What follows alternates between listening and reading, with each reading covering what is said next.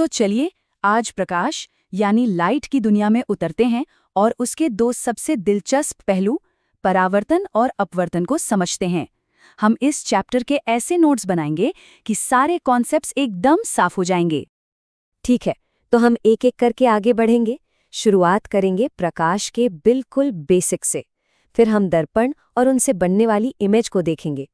उसके बाद लेंस के पीछे का विज्ञान समझेंगे और आखिर में उन जरूरी फॉर्मूलों पर नजर डालेंगे जो इन सबको एक साथ जोड़ते हैं। तो सबसे पहला और सबसे बुनियादी सवाल, आखिर ये प्रकाश, ये लाइट है क्या? तो देखिए, प्रकाश असल में ऊर्जा का ही एक रूप है जो इतनी तेज रफ्तार से चलता है कि यकीन करना मुश्किल है। लेकिन हमारे लिए जो बात इसे सबसे ज्यादा दिलचस्प बनाती है वो है इसके गुण, जैसे परावर्तन और अपवर्तन, जो इस पूरे चैप्टर की नींव है। चलिए अब अपने पहले बड़े टॉपिक पर आते हैं, परावर्तन। इसे ऐसे सोचिए जैसे कोई गेंद दीवार से टकराकर वापस उछलती है। जब प्रकाश किसी शीशे जैसी चीज से टकराता है तो वो भी बिल्कुल वैसे ही लौट आता है। और हाँ, ये परावर्तन दो बहुत ही सीधे साधे लेकिन पक्के नियमों पर चलता है। पहला ये कि प्रकाश जिस एंगल से आता है ठीक उसी एंगल से वापस जाता है। और दूसरा नियम ये है कि आने वाली किरण, जाने वाली किरण और सतह पर खींची गई सीधी रेखा, ये तीनों हमेशा एक ही प्लेन में रहते हैं। अच्छा, दर्पण भी मोटे तौर पर दो तरह के होते हैं। एक तो समतल दर्पण, जो हम सबके घरों में है, बिल्कुल फ्लैट, और दूसरे होते हैं गोलीय दर्पण, जिनकी सतह, जैसा कि नाम से ही पता चलता है, घुमावदार यानी कि कर्व्ड होती है। अब ये जो गोलीय दर्पण है ये भी दो तरह के हैं।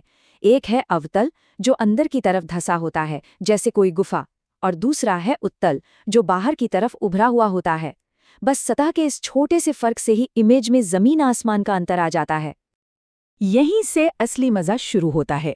सोचिए, जब कोई चीज बहुत दूर होती है तो एक अवतल दर्पण उससे आने वाली सारी रोशनी को एक जगह इकट्ठा करके एक छोटे से बिंदु पर ले आता है। इसी को हम फोकस कहते हैं, और यहीं पर एक असली लेकिन उल्टा प्रतिबिंब बनता है। और अगर हम वस्तु को ठीक वक्रता केंद्र पर रख दें तो एक बहुत ही कमाल की चीज होती है। प्रतिबिंब भी ठीक उसी जगह बनता है और बिल्कुल उसी साइज का बनता है ना दिलचस्प?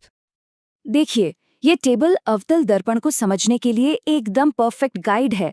इसमें एक पैटर्न छिपा है, ध्यान से देखिए। जैसे जैसे वस्तु दर्पण के पास आती जाती है, उसका प्रतिबिंब दूर भागता है और बड़ा होता जाता है।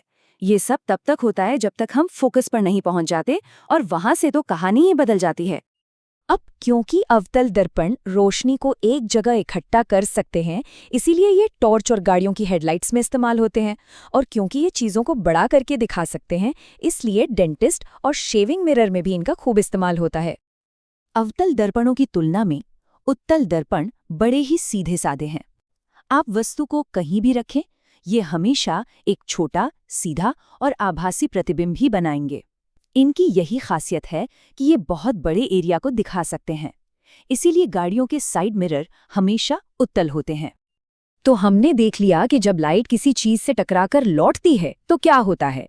पर सोचिए, जब लाइट किसी चीज के आर पार चली जाए, जैसे पानी या कांच, तब क्या होगा? यहीं पर आता है अपवर्तन। मतलब जब प्रकाश एक मीडियम से दूसरे में जाता है तो वो थोड़ा सा मुड़ जाता है। और बस यही वो सिद्धांत है जिस पर सारे लेंस काम करते हैं। और हाँ, दर्पणों की तरह ही लेंस भी दो तरह के होते हैं। उत्तल लेंस, जो बीच में मोटे होते हैं और सारी रोशनी को एक बिंदु पर इकट्ठा कर देते हैं, और दूसरे हैं अवतल लेंस, जो बीच में पतले होते हैं और रोशनी को फैला देते हैं। एक उत्तल लेंस बिल्कुल अवतल दर्पण की तरह ही एक वास्तविक और उल्टा प्रतिबिंब बना सकता है, और किसी सतह पर एक असली इमेज बनाने की यही काबिलियत तो कैमरों और प्रोजेक्टर्स का आधार है। और वहीं एक अवतल लेंस बिल्कुल उत्तल दर्पण की तरह हमेशा एक छोटा, सीधा और आभासी प्रतिबिंब बनाता है। इसी वजह से इनका इस्तेमाल उन चश्मों में होता है जिनसे दूर की चीजें साफ नहीं दिखती। तो अब जब हम कॉन्सेप्ट्स को समझ चुके हैं तो चलिए उन फॉर्मूलों को भी देख लेते हैं जो हमें इन सब चीज़ों को एकदम सटीक तरीके से कैलकुलेट करने की ताकत देते हैं। ये है दर्पण सूत्र, और ये बहुत काम का है। ये वस्तु की दूरी, प्रतिबिंब की दूरी और फोकस दूरी को एक ही समीकरण में बांध देता है। मतलब अगर कोई दो चीजें पता हों तो तीसरी हम आराम से निकाल सकते हैं। लेंस सूत्र भी लगभग वैसा ही है, पर एक बहुत जरूरी फर्क है और वो है ये माइनस का निशान। ये छोटा सा बदलाव ही सब कुछ बदल देता है और ये दिखाता है कि लेंस और दर्पण में दूरियां अलग-अलग तरीके से नापी जाती हैं।